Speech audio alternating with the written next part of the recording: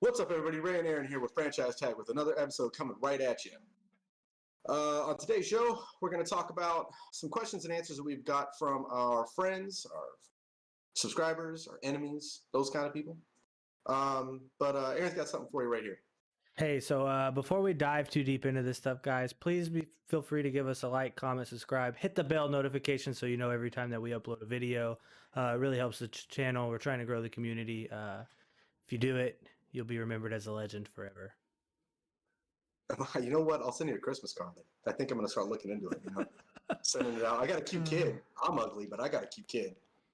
Going to have two here soon. Ooh. So let me kick things off. Go right into it. There's no real news that we want to talk about that means anything. So, Aaron, how do you feel about Mike Davis in Atlanta? Mike Davis in Atlanta. Todd Gurley didn't get it done. Ito Smith's still there. Ito Smith doesn't get it done. Clearly on a nice way to put this subpar Carolina offense. Without Christian McCaffrey, he definitely stepped up, took the whole workload. I think in Atlanta, he could be a viable option. I don't think Atlanta drafts a quarterback this year. I think they stick it out with Matt Ryan for at least this year, possibly next year. So with that, obviously passing work out of the backfield, as well as not being able to stack, 8 men in the box with Julio and Calvin Ridley.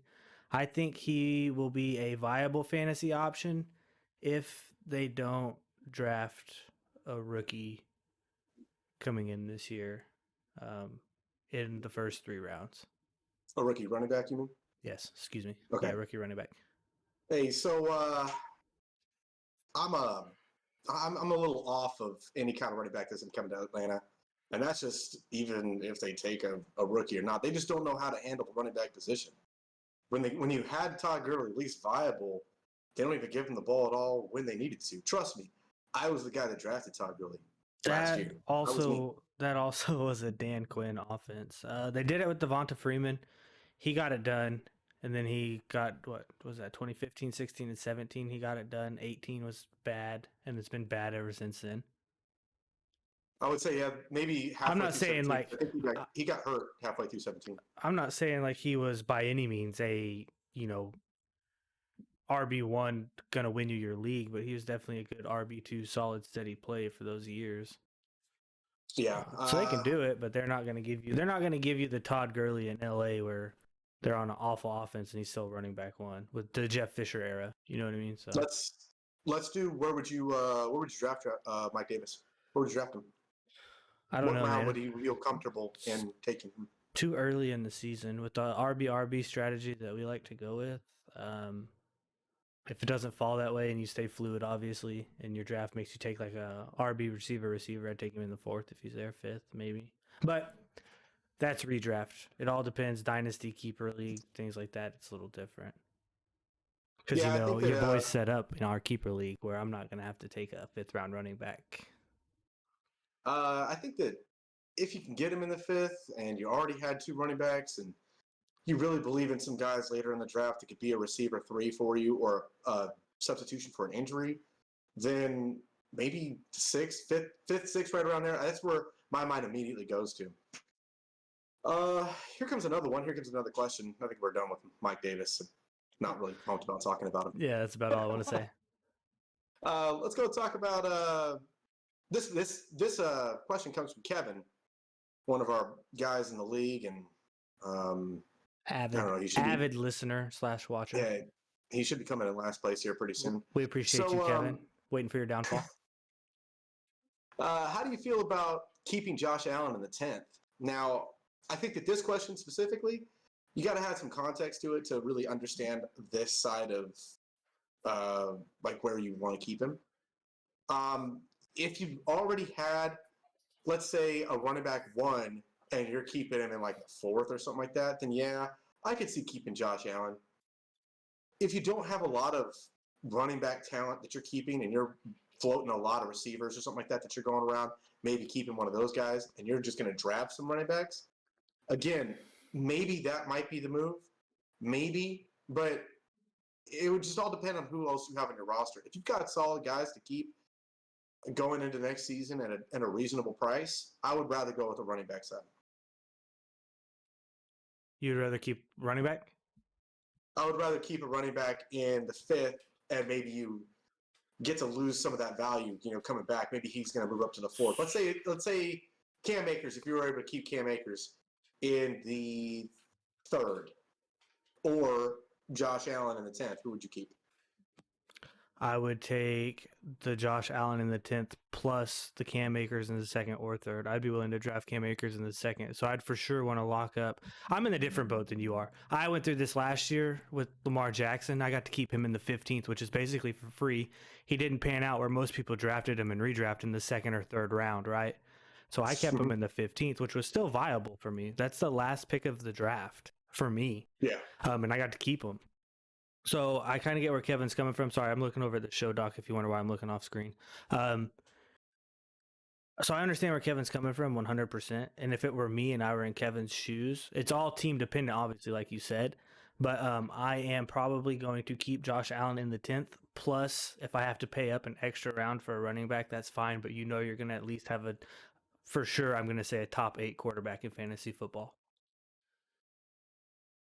Okay. I don't know. And at Josh Allen in the 10th, I guarantee you more than 8 quarterbacks go before him. I would agree. You're getting value off of him for sure. I can't say I got to look at Kevin's team specifically to really understand what he would be thinking. I think that we already went over his team a couple episodes ago, but or just maybe had referenced it before. But I think I might go with your other options if I were you, Kevin. Just from what I can remember, what your roster looks like, I would probably go on those other 2 options. Do you got the next one? So this one is also coming in from Kevin. We're kind of just going to go in order in the way that the questions kind of flew into our either comment section or Facebook Messenger or Instagram or whatever, however they decided to set. I got a bunch of text messages. Same. So he says, do we project Kenny Galladay to be a top 20 wide receiver? So this is feeding off of kind of last week's episode where you and I had a little bit of a disagreement on where we think Kenny G is as an athlete per se. On the Giants with Daniel Jones, I do not see it. I'll go flat out tell you. He'll be a good flex consideration, borderline wide receiver 2, 3. He might have weeks where he can be a wide receiver 1, but I do not see him finishing the season in the top 20. See, this is I would just bet money that you would have been like, oh, he's going to be a top 20 receiver. I would have bet because it's such a low line to hit. But you got to think, man, on any given week, if people string together 3/4 of the season in the top 20, someone like for example, Nelson Aguilar, because he's going to the Patriots. Woo. But you know what I'm saying? The receiver position, so many people can fall in and out of those, top 24 type people at the end of the season. So, yeah, I think that he'll get to 20 exactly, right there. That's the bar. He'll get to 20, but it's not going to be a draft that you're going to be happy about, or I'm sorry, a pick that you're going to be happy about. Not going to be a pretty 20, is what you're saying? No, it's not going to be a pretty 20. It's going to be in real small spurts. I think I have a comp. What's that? I think I have a comp for what you're trying to say. Amari Cooper in Oakland. Yes, exactly. But maybe less productive because Amari Cooper's a better receiver. So I just think that there's probably a chance he gets in the top 20. I think he does. Maybe right at 20, but not any higher than that. And you are not going to be excited about starting him every week. It's going to be like, oh, man, I don't know if today's going to be the 150-yard, 2-touchdown game, or I'm going to get 0 points altogether because Daniel Jones is incompetent and cannot throw the ball. As long as he doesn't trip over himself like Daniel Jones, he might have a chance, but we'll see. I don't know how he does it. We'll see. All right, so next one we got is from Eric, another guy in our league. This is more of a Packers-centric question, but I think it's more important just to kind of see where the Packers might be going in the future. This is tugging on my heartstrings here. Do you think without a restructure in sight, there is any chance that Aaron Rodgers stays in Green Bay after this season? After the 21 season? This upcoming season, yes. That'll be Jordan Love's second year. I think he'll have a possibility without a restructure to stay through 2022. And then that fourth and final year of Love's contract, so 2023 will be when they probably move on, because at that point in time they won't really owe Aaron Rodgers much of anything at all because his contract will pretty much be over. That will be his 5th year of his 5-year contract, won't it? I want to say that because he re-signed 2018. Got they all still that money. they have rights to him for 4 more years, Okay. 3 more years. 3 more years. They have rights to him. So it'll be he'll have one more. Tag. Yeah, he'll have 1 more year left on his contract. I think at the 2023 season, if they don't restructure, that's when they'll move on from Rodgers. They'll give 1 year for Love, exercise his 5th year option if he is kind of looking like he might pan out, and then after that 5th year option is when they'll decide. I think it really, really depends. 1, on how the salary cap bounces back. That's a big, question mark that we don't really know. I think 2, if Jordan Love comes into this offseason and he starts looking like he can be competent, I'm not even saying like a stud, competent. If he shows that he can do that, Rodgers is out the next year. That's how quick I think they're going to move this. And you saw it a few times with other guys, kind of like they're not tied to, I guess, Lambeau lure. That'd be the best way I think I could put it, where they're not going to keep a hometown guy around just because he's a fan favorite. You saw it with Jordy Nelson. They moved on from him really fast. Were they kind of a year early? Probably, but I think that's where they want to lean, is more the year early rather than a year late. Now, if Jordan Love does come into training camp and he doesn't look like he can throw a ball at all, because they don't really know. They don't really know. I know they had no training camp this offseason, and all the videos that you would see coming out on Twitter and stuff of from like Aaron Nagler and people like that, for all you cheeseheads out there, they did not look good. No, and I think that really you got to think he's coming in from a smaller system. It's not an NFL system, and he's having to learn the Packers offense plus Aaron Rodgers offense. It's not just the Packers offense. So it's a daunting task. And couple that with the fact that he hasn't had a formal training camp, a formal, OTA, any kind of preseason games. We have no idea what he is, and I don't think the Packers really do right now either. I think this 21 preseason will tell a lot for that situation specifically. Yes. Yes. So. But we're both in agreement that they do move on sooner rather than later. I think, to answer the question specifically, yes. I think that they're without a restructure, without a restructure sooner rather than later. And I don't think that he wants a restructure. I think he wants a re-sign. Like, he wants a new contract to extend him guaranteed to 4 years, which then he would retire. And I can't, after last season, I can't say that I'd be excited to move on from Aaron Rodgers. I don't want to. It's like telling one of my kids to get the hell out of Dodge. No, thank you. To put that in a fantasy perspective too, though, you've got to think the day that they move on from Aaron Rodgers, if Devontae Adams is still there, Devontae Adams' value drops. Aaron Jones' value drops. Whatever number 2 receiver decides that want to show up, whether it be Lazard or they get someone in the draft or free agency, or who knows, Devin Funchess decides he wants to learn how to play football, their value is going to drop. That's a shot at Eric too, because he asked the question. He's actually the biggest Devin Funchess fan that's ever existed. Do you guys know that? You know that? Yeah, I know. That's why it's a shot at him. But so everyone's value drops when they move on from a quarterback, obviously, especially someone who's going to have a first-year quarterback. If it even happened with Aaron Rodgers, Aaron Rodgers came in his first year and wasn't lighting up the world. It took him a while to actually get acclimated, even though in practice he looked awesome. You know what I mean? So, but anyways, we both agree that he moves on. So, next question for you, Ray, is from one of my friends from Arizona. I don't think you've met him. His name is Cameron. He says, who do you draft from the Buccaneers? I mean, everybody's got some sort of value. Tom Brady's probably valued at the 12th round. I don't want anything to do with that. I would take a shot at Mike Evans because of the fact that his size just doesn't go away. You can't have progression with his size. So he's still going to be a guy that's catching 8 to 10 touchdowns a season. That's a good flex right there. Yeah. I don't believe in Chris Godwin as much as I think everybody wants to. I don't. He's very talented, but I just don't. Maybe the 4th if I could get him there, but he's not falling there. you had to look at it like, who did he have throwing him the ball when he's putting up 1,000 yards? It was Jameis Winston throwing 56 interceptions to 56 touchdowns. Like, he's throwing the ball 100,000 times more than Tom Brady's going to. So without that volume, do I want to have a risk on Godwin getting there? Probably not. Maybe the 4th round. Outside of that, since they went and brought back Leonard Fournette, I'm out on both Ronald Jones and Leonard Fournette. I don't want either one of them. If you gave him to me, if I got him for free, no thanks. I'll pass. Maybe Rojo. I don't know. They use Fournette. It's weird to me because looking at him, you'd picture Rojo to be the pass catching back and Leonard Fournette to be the bruiser, but somehow their roles are like flip flopped. I don't get it. Every time I look at Ronald Jones, I'm like, how does this dude?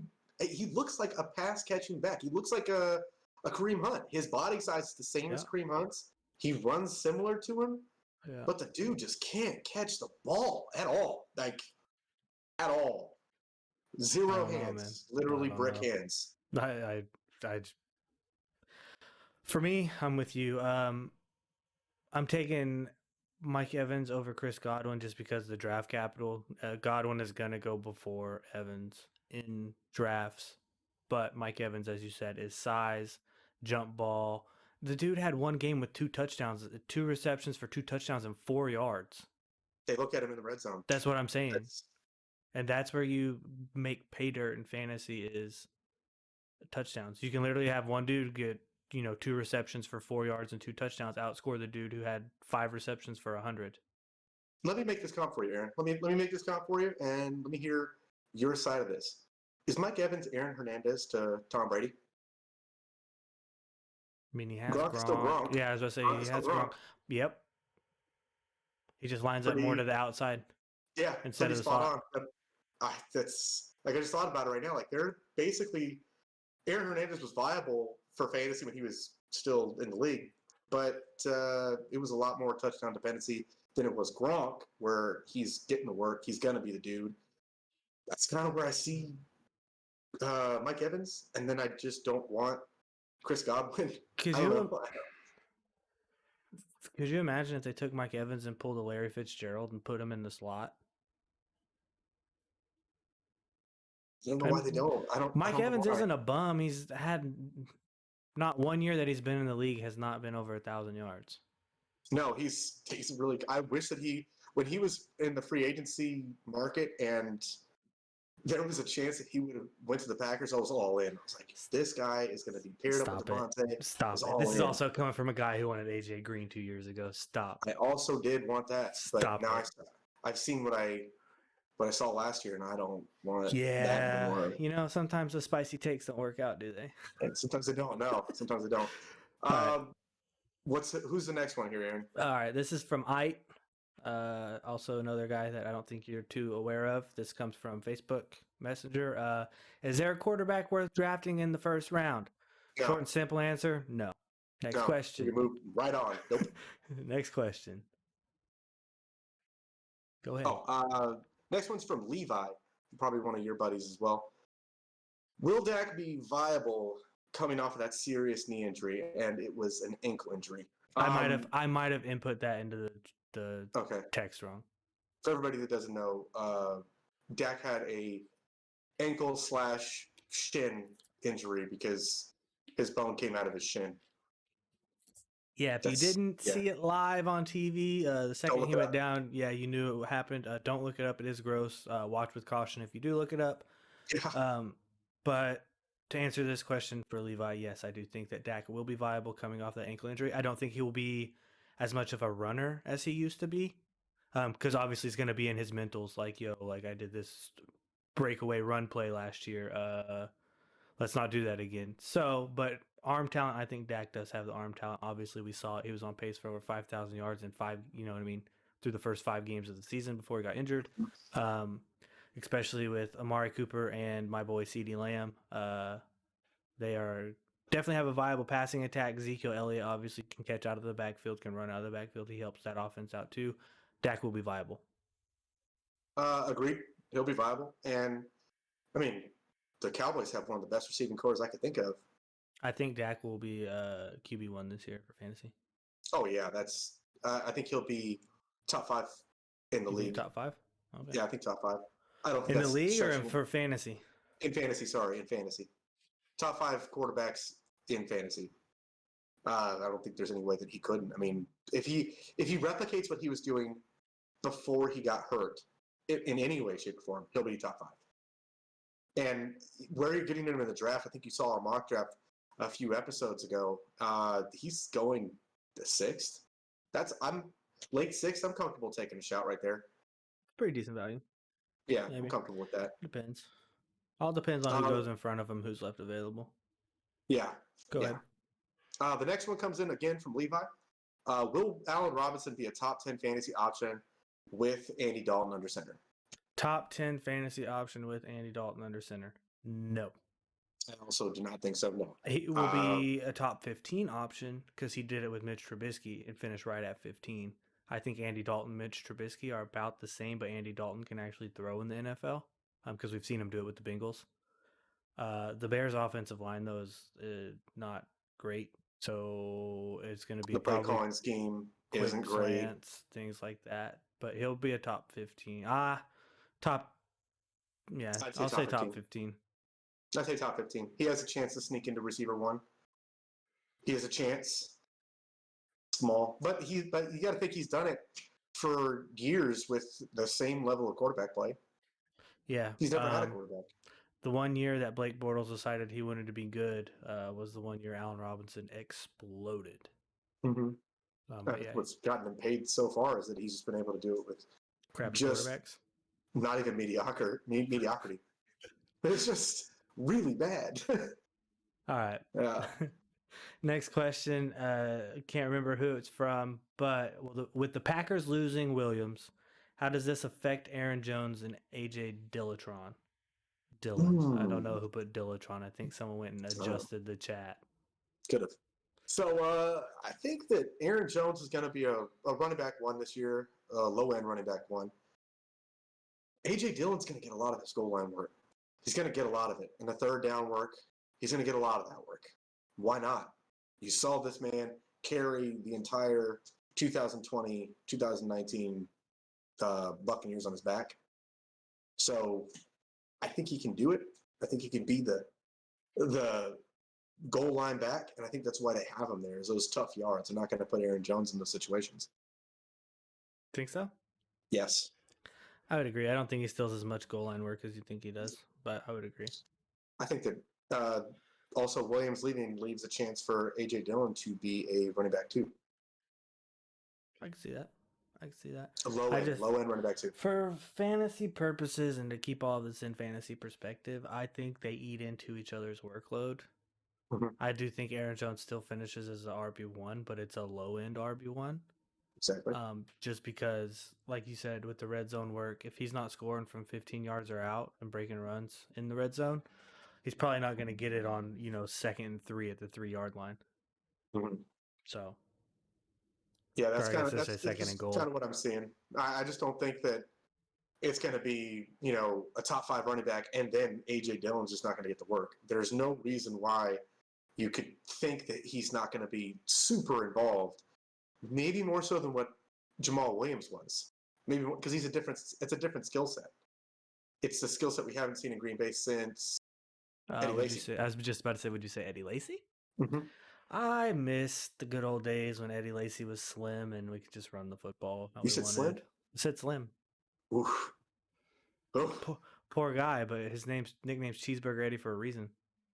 Look, we both eaten in Green Bay. I can tell you right now. My fantasy team, bro, it's Fat Eddie's Ghosts, and I can definitely see why he put on a few pounds. It's infectious up there. The next question is coming in from somebody we can't remember. I don't know who it was. What do you do with Josh Jacobs? You want the simple answer or you want the long answer? We can just go simple because simple answer. Stay away from him if he's not in the 4th, 5th, 6th round because Kenyon Drake's going to eat into him and John Gruden's going to mess it up. We talked about it last week. I'm saying even later. 7th, 8th, maybe 9th. Real late. Super late. I would agree. I retract my previous statement. I would say sixth it might be where I start looking, but by this point in time, if you follow the draft strategies, you should know it should be running back, potentially another running back if there's a good one still there, and then you Yeah. look at your receivers. But if you're someone who's hard-headed and doesn't like to listen, you're gonna mess yourself up in the draft. That was a shot at me. No, it's a shot at certain people out there who might be in our league that might listen, that are hard-headed and stubborn. Oh. So, but anyways. Yep. Find your nearest trash can, your trash receptacle, your rubbish bin for those over the pond, and Kobe that thing in there. Bang. For sure, man. For sure. So, with Big Ben staying, is there any wide receiver worth picking up in Pittsburgh? Yes. Who? Yes. Deontay Johnson, if you want to take a flyer, maybe later in the draft. Juju, if he's still there in like the 8th, he'll still return value. Maybe the 7th.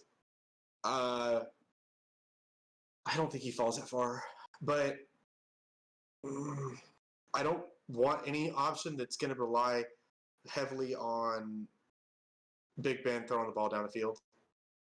Even though Deontay Johnson is kind of that guy, he was also used midway through the field as well, and I think that Ben still has a chance to deliver the ball there. But outside of that, I don't really want Claypool. I don't. I think it's going to be too hit or miss. Too spotty. I've turned the volume, the heat knob on the burner down on Claypool. Yeah, I think it's hard. It's hard not to buy into a guy that can go off for 75 touchdowns in one game, but then you got to think, what did he do for the rest of the season? Not a lot. No. I think that he's a super talented receiver. He's crazy gifted. He's just got a senior citizen at quarterback, and a senior citizen without an arm. It's that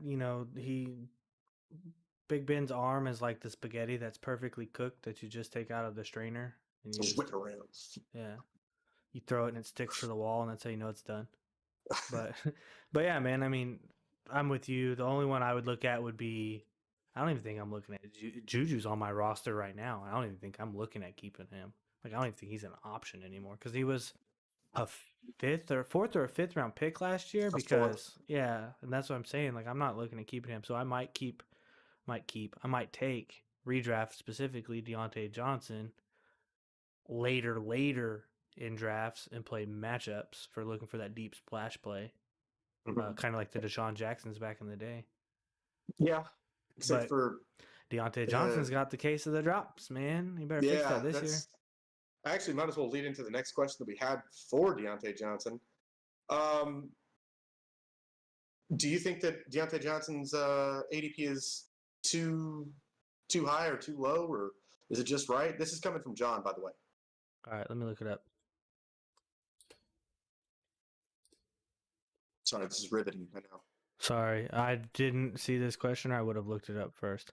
Deontay Johnson's average draft position is round 5, pick 4 right now per fantasy football calculator. That is entirely too high. If he fell to the 6th, I'd be okay with it. No. No? But it's all dependent and reliant upon Big Ben for me. I think that if he was your receiver 3, if you went, let's say you had 2 good running backs, you had a couple good receivers, and you wanted to take a shot, and he was there at the end of the 6th, I don't think the beginning of the 6th, there's going to be guys there that I'd rather have. I'd take a shot at the end of the 6th if he was there, and it's tough. I'm talking myself out of it right now. Keep talking, go ahead. We'll get there. But yeah, I think that end of the 6th is okay. If he's in the 7th, I'm looking mid seventh to the starting there is where I would end up probably taking him, because like you said, at that point in time you're looking at wide receivers 3s, 4s, extra running backs to fill your bench up. Yeah, that's where you start. That's where a lot of players, you'll start getting your value back if you can take your shots on the guys that pan out and land them. So we had another question from John that's similar to this. Is Justin Herbert's ADP too high, too low, just right? I think it's just right. I think that if it stays end of 6th, early 7th, I think that's just right. That's where he should go. He's going right now, end of 5th, beginning of 6th. Ooh. I thought it was at the end of the 6th. Nope. Too high. Too high. Too high. I would. Too high. It's one of those things that it all depends kind of where they go, and this is the area where I see, Justin Herbert, Dak Prescott going in those same areas. And if we're gonna do it, I'm gonna take my shot on Dak just because I think that offense is a little bit better. Let's do this. What's up? Who would you rather have, Justin Herbert or Aaron Rodgers? This year, Aaron Rodgers. Okay. Justin Herbert or Joe Burrow?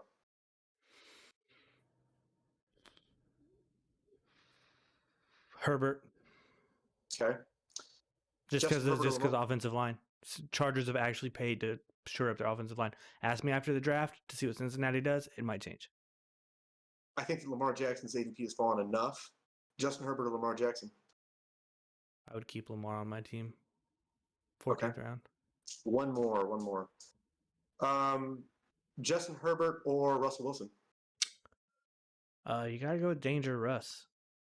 Okay, that's a 5th round receiver or 5th round quarterback is Russell Wilson. Also Dak, and I'm going to take Dak over both of those guys. I'm probably going to take Herbert over Russell Wilson because I don't think that Pete Carroll's going to let him throw the ball. Yeah, I don't think so. Nah, Pete Carroll's not going to let him throw the ball. Even with him not throwing the ball, he still finishes in a QB1 position. No, it's tough. Herbert was so good for a long stretch too. I'm going to take Herbert over him. Okay. And I'm doing that on the basis that I cannot imagine them not getting a receiver in the draft. You want to take a bet on this one? I kind of do. A gentleman's bet? Yeah, let's do that. We'll have to think of something that we can do. Yeah, we'll put it up on the descriptions or something like that to let you guys know what the actual bet is. But no, not for money, for humiliation rights. Oh. Yeah, no monies. No monies. Like, I'm either going to slap you in the face or make you pour water on your head while turning around saying I'm an idiot.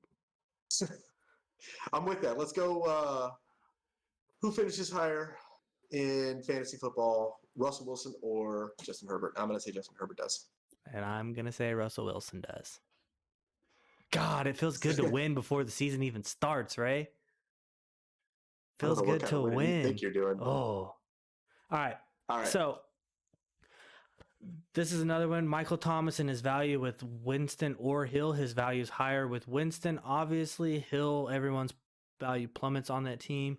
I'm not even touching Michael Thomas until you figure out who the starting quarterback is. So if that happens to be after your drafts, if he falls to you in the 3rd round and you think it's a value, that's where I would take him if you don't know who the quarterback is at that point in time. He's going to be able to get it done, but obviously small pie with Taysom Hill. Huge pie, but also probably not very accurate targets coming from Winston. It's got some mold in it. It's got a little mold. You got to cut around it. Just cut around the mold. Yeah, but I mean, his value, if you're asking for his actual value in fantasy, he has top 15 for sure. Yeah, I was gonna say he'll probably end up finishing as wide receiver 1, so top 12, but right at the cusp of it. Because of the targets, I would say he'd finish in the top 10. Okay. Because of the targets, no matter who it was, you saw that when it was Taysom Hill, although it wasn't the same level of Michael Thomas because he didn't have the touchdowns, he was still getting targets left and right, and Taysom Hill was looking at him early, often, all the time. So I think just because of that and because of the volume that Michael Thomas is capable of, we've seen it before, although it's not going to be as nice a volume, it's still going to be volume. I think top 10 is at the back end of the top 10 is pretty viable for Michael Thomas. Okay. If he stays healthy. That's true. He had a whole season. He had a whole season off, so I know, it's crazy. Bang, I remember. Yeah, I remember. It's crazy. It's like I drafted him to be a receiver 1, and oh no. All right. We got to kind of speed through these. We still have quite a few to get through. Yeah, don't get me started on Michael Thomas. I mean, don't do it. That's fine. I won't poke the bear anymore. The next one comes from Heaton. This is one of Aaron's buddies. What's both your drafting preferences, receiver, running back, or best available in a PPR? I think that for me, I'm going to kind of bracket this question in the way I think that you're trying to ask it. if you're talking about the beginning of the draft, I'm looking for running backs early and often. If I can get a guy that's going to get the volume, I want that guy over a receiver that I can probably replace with somebody a little later in the draft and maybe take my shot on a guy like Deontay Johnson or somebody else even later in the draft to kind of pick up the slack of where I missed on some of these other receivers. But I'm going running back heavy as much as I can and tight end early if I can. And in full point PPR. And yes, I'm still going to go running back early and often because it's just more valuable than a receiver. Fair. Full point PPR, though, is going to depend upon where I am in the draft. Obviously, towards the front half, I'm going to take a Christian McCaffrey over someone who, like a Derrick Henry, because obviously PPR value. I'm going to take your pass-catching running backs early and often. In PPR leagues, I would take Derrick Henry in the back half in the first round to start the draft off if people are overlooking him, just because for some reason that man can run the football and doesn't matter that he doesn't get any receptions. If you get Derrick Henry with 28 receptions on the year, that's a good receiving year for Derrick Henry. You know what I mean? So that's where I'm going. But if you start coming down to, 12 team, good pass catching running backs are gone. Your top 3 or 4 receivers off the board might be gone. At this point in time, I'm probably going to, if I'm at the back end of the draft, so, 10, 11, 12, I'm going to just snag the Travis Kelce real quick and then turn around on the turn and pick up probably a running back. I can understand that, yeah. The PPR does bump pass catching running back even more. So Derrick Henry might fall to you in like the 8th. I think that's great value. Anything past the 5th, I think Derrick Henry deserves to be drafted on your team regardless. And just to clarify, when you say 5th and 8th, you're not talking about rounds, you're talking about picks. First round, 5th pick on. Yeah. People like to take things out of context, so had to clarify. Crazy. Next one comes in from John H. Stratford dealing with the best QB round 1 guy. I'm not sure what he's asking. So what he's asking here is, how do you specifically strategize to deal with the person in everyone's draft, we always have it, that takes Patrick Mahomes in the first round no matter what pick? I mean, I just want to let him do those things because I agree. The value that he's going to have to get from Mahomes is so high that it's just not. If it hasn't happened in the NFL ever, it's probably not going to happen. He did it once. I've been thinking of the answer for this because this question kind of resonates with me because you always have, especially in redraft home leagues, you always have someone who drafts Patrick Mahomes in the first round, especially the last few years. You have one quarterback at least go in the first round, right? Yeah. And then that sparks someone who's like, oh no, they took the best quarterback. So then last year, the second round, Lamar Jackson went. Number 1, don't fall for it. If someone takes a quarterback, cool. How you doing? Keep it moving. Thank you, Pat McAfee, for the line, but let's keep it going. You know what I mean? Just don't worry about it. Secondly, what you do with this and the strategy for this is you wait for that team to finish the draft. You wait for them to get about 4 weeks in the season. They realize they don't have value at a running back or receiver position, and you package a deal for running back 2s or wide receiver 2s. You give them a couple players, and you get Patrick Mahomes from them for that, and then shore up your quarterback position when their team starts to lose, when they start out 1-3 or 0-4, 2-3, and things like that. Or I think that you could take a page from another guy in our league that like to prey on the weak, as one would say, and he would target somebody that was quarterback heavy, and he would just make some really bad trades with them. And I think you could do that with somebody that just drafted a Patrick Mahomes in the first round. And I do not advocate for taking advantage of people. I'm going to say that right now. It is what it is. If you're going to do that, I mean, more power to you. But we call it the used car salesman approach. Yeah, the person that's going to draft Pat Mahomes in the first round is most likely going to be losing more games than winning. Mm-hmm. That's just how it is because of the value that you're giving up. So you can target some of the guys on his roster and maybe take some people from him because he's in a losing situation. He might get a little desperate, start moving some pieces around. It could be another strategy you take on a guy like that. Yeah. I'm going to save the next question for last because I'm going to ask it for you. I'm going to ask it to you. So anyways, the next one's kind of a little joke here. John also says, hey, what's the best conference in college football and why is it the SEC? I know you don't really follow college football that much. You kind of just look at the players coming out. Yeah. So in the response that I sent John in the text message, I said, I hate you for what you said. Then I said, but on a real note, the SEC is probably the best conference in college football. Number one, because they're the only conference that really plays a lot of defense. I know Big Ten, Ohio State fans are going to be like, oh, Ohio State this and Clemson that. No, the SEC always has great defenses. That's why back in the day you saw 12-6 games where they kicked 4 field goals to win it. So, anyways, Yeah, that's why. I guess to kind of couple with that, I mean, how good has Alabama been for how many years?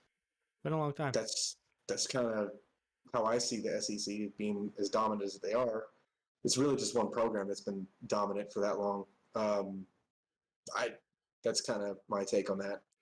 Like you said, I don't really follow college football that much. Just for the guys that are coming out, draft prospects, but outside of that, it's just not for me. It's kind of weird. Like you think about it, a bunch of people that are really big into the NFL and just not big into college football, and vice versa. But you don't really know a whole lot of people that are both sides of the coin. You know what I mean? Yeah. It's just kind of a weird take. I don't know why that is. That is weird. Maybe where you grew up, kind of more college towns rather than NFL towns. I think that's probably accurate. Really accurate, actually. Because I can think all the people that are really big college football fans, they're from the Midwest and stuff like that. So, kind of makes sense. You want to do this one from John? Yeah, I'll take this one from John. So this one also comes in from my buddy John. Is it wise to have no designated tight end spot in your league or getting rid of kickers? For the first part, for the tight ends, I want them in the league because it is a draft strategy. It is a positional strategy. If you don't have the 1 to 3, 4, like what Aaron would like to say, guys, you're probably not doing great at the tight end position. You're streaming a lot, and you're forced to make a lot of moves. And I think that opens up your league. For the kicker spot, I want kickers out of every league that has ever existed in the history of time. I hate having kickers. I hate losing to kickers. I hate having to put one in. It frustrates me to no end. What about you, Aaron? What do you think?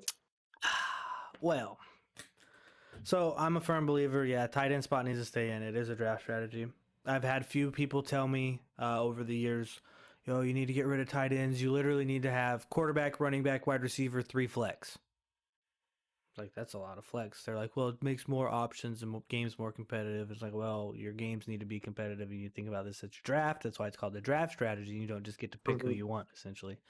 But yeah, so tight ends need to stay in. I know it's stinky.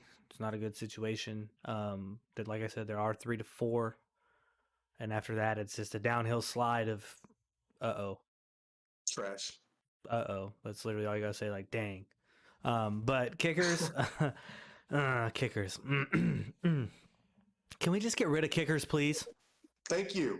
Like, why are they still in fantasy football? So who's deciding these things? With this, right, I've lost many a week where someone picks up a kicker on Saturday night while everyone's asleep because they're out at the bar or whatever, and they stumble in their door drunk like, oh man, I need a kicker for tomorrow. And I lose to a kicker because he hits 5 50-yard field goals and he scores 21 points. It's ridiculous. But then the next week, he's 0 for 4 at -2. I just don't like kickers. I think we've played a couple people in our league too. I think we have. And this is the point in time, especially now in the off season, where if you do have like a home league or a family league and you don't like kickers and you're like us, put it up to a vote. Ask the commission, be like, hey, can we put this to a vote? It might pass, it might not. I think a couple what you just said. If you can maybe get the league that you're in to be more of a democracy and not so much one guy decides this is how it is, it's beneficial to it's beneficial to everybody because you have a lot of people, a lot of good ideas, and your league is only your league if you have people in your league. So but at the same time, there's catch-22 to this because we have one guy in our league who likes to bring up a bunch of stuff and say it's like this in real football. Well, fantasy football and real football correlate in some ways, but don't correlate in the others. And we're not here to bend the rules, and you're not there to bend the rules and make the rules benefit 1 or 2 people. It's for a greater good of the majority of the league. is the way rules and regulations and spots should be put into place. And then we're going to keep it moving here. So my friend Keiki, Keiki, she asks, who is the most lethal duo in fantasy for scoring points, whether that be a quarterback receiver combo, a quarterback running back combo, or just any other combo in general? Man, I immediately think of the Chiefs. I want Mahomes and Hill every time that I could ever have it, if I could. If it didn't Ideal kill situation, I would want Mahomes, Hill, and Kelsey, but then you run into when they have down weeks, you're not winning that week. But if they just have a regular week, you're probably going to win that week. Yeah, possibly. That would be the trio. That would be the trio. I wouldn't want the trio. I for sure wouldn't want the trio. That's too much. But at least I would one of those. I want Hill. You want Mahomes, Hill. I want Mahomes, Kelsey. I want that stat. Yeah, one of those two is A-okay with me. I don't know, Rodgers and Devontae. That's the one that comes to mind too. That's like 1A, 1B. Take your pick of what two you want. Yeah, then you can go on even further and say I had the Tannehill and AJ Brown stack. It didn't ever really hit for me on having Tannehill connect with AJ Brown because the volume just wasn't there for Tannehill. But that stack was fine, I guess. It was competent enough to get me to a fourth place finish. Nothing past that though. Maybe some Russell Wilson, Tyler Lockett, or DK Metcalf, maybe. Kind of fallen off on that one. Justin Herbert and Keenan Allen. That's another good one you could say. Sure, that's the only one he threw the ball to. Fair. Fair. I literally just talked myself into that. Yep. I don't think it's changing anytime soon. So that's something. I know it's a little spicy, but if we're gonna throw up honorable mentions, back in the day, Deshaun Watson, DeAndre Hopkins. I don't want Hopkins. I don't want Kyler Murray. I mean, he's a rushing quarterback. He's worth more than a lot of the other guys. So he is, but at the same time, I don't believe in Cliff Kingsbury. He's a Cardinals head coach, in case you don't know. That's a decent stack. I don't know. To answer the question solely, it's without a question, it's going to be Patrick Mahomes and one of the two options that he has. You can pick one or the other, and you're fine. But if you could guarantee, what's up? A feasible option for you to get, maybe it is the Rodgers and Adams stack. If you could get that, that's a feasible stack you could get. Yeah, because you're not having to spend rounds 1 and 2 picking them, or rounds 2 and 3 picking them. Yeah. If you could guarantee me that Aaron Rodgers was going to have over 35 touchdowns, I would definitely take that stack because majority Devontae's going to get double-digit touchdowns. It's just who he is. They literally scheme up plays at the 1 yard line where instead of running it, they throw the ball. Yeah, he's going to have 10 plus this year. They manufacture touchdowns for Devontae Adams, so that's why I would agree with that. That's the actual feasible stack that you could probably reach for. And then the one that you're probably more than likely guaranteed to get out of the three that we talked about would be the Keenan Allen, Justin Herbert stack. This year, depending upon, I would also take a CeeDee Lamb, Dak Prescott stack. I was just thinking that. But I was like, why is Dak not on this list? He needs to be. I would take that stack. Decent stack. Or even if you're going to talk about the running backs, you might have a chance to get Zeke and then Dak, and I think that's another viable kind of duo that you could say, but not necessarily in the pass catching role, but more I have the offense as a whole, like the Cowboys offense as a whole, or if you have the Chiefs offense as a whole, those kind of things. I don't want a Chiefs running back, but just to give you an example. Yeah. I would agree with that. Or the Tannehill Henry stack. You have the whole Titans offense in a whole. Mm-hmm. Oh, Josh Allen, Stephon Diggs. That's all I'm gonna say. There's another one. There it is. There's another one. I don't know. I know there's one I'm forgetting. I knew it was, but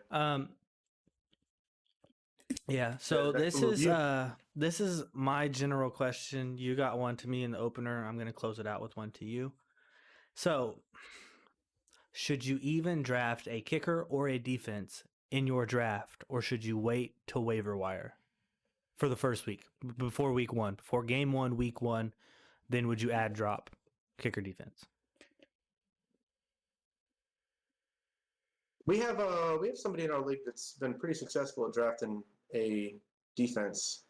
and then putting up 50 points a week. It's not you. Oh, I know. I thought you were going somewhere else with that. That's why I raised my hand. I know exactly who it is, and then they claim that, oh, I'm so good at this game. Nah, bro, you got lucky on a defense. I've drafted a defense in every fantasy league that I've been in, but it's late. It's like the second to last pick or something like that. And sometimes I even question, like, why did I even do that? Like, just pick somebody up after the fact. I will normally draft a defense like if there's a good defense still late, and I normally won't draft a kicker because as we talk about, kickers are worthless. It doesn't matter who you have in there. Yeah. Now, this is one thing you can kind of take into your draft and kind of maybe mold it into what you might think. So if you're drafting 2 weeks away from the actual start of the NFL season, don't draft one of those guys if you don't have to. Don't draft a kicker. Don't draft a defense if you don't have to. Just in case it happens every year when we have preseason, somebody gets hurt in preseason. Now you're posed and you have a kicker and defense that you just wasted a pick on. Whereas you can kind of pick another guy you might have a flyer on that might move into a role. You know what I mean? Yeah. Another thing for just overall draft strategy, make your league draft as late as possible. Like the weekend before week 1, week 4 of preseason is ideally when you want to draft because most starters are being sat. I would agree. Yeah. If you can wait as long as you can. Yeah. I hate personally to get into those drafts and you're sitting 2 or 3 weeks out from the actual redraft itself. And you're like, man, I'm taking these guys with a lot of hope that they don't play in one snap, and then bam, they tear the ACL, and you've now pissed away, a second, third overall pick, something like that. You know what I mean? Yeah, I knocked on wood because I don't want that to happen to anybody. I don't want it to happen to anybody either, but well, that has been Fantasy Q&A from the fans. Hope you guys enjoyed it.